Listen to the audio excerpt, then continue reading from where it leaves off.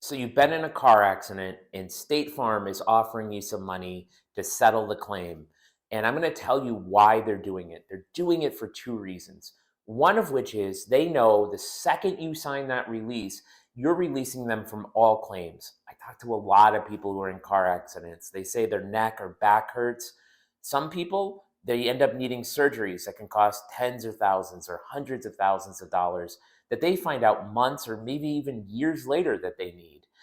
And so if you sign that release, you're letting State Farm off the hook for that surgery if you need it. They know that it's a numbers game to them, and what they're trying to do is they're trying to buy that release on the cheap.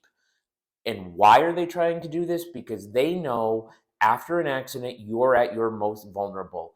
You're losing time from work. You're getting medical cares. You may have to pay for a rental car. You are also not going to get full value on the car that they're insured damaged. So you're going to need money, and they know that. So offering you pennies on the dollar may seem like a very attractive thing, and they want you to take it because they want to get off the hook in case you need surgery or in case you're really hurt. So if you are being offered money by State Farm, think twice. Contact a reputable personal injury lawyer who can look over the offer, look over your case, provide you with some advice, and help you navigate what's really a trap that State Farm tries to deploy. And if you have any questions for me, you can give me a call, 860-471-8333 or 877 CTF wins.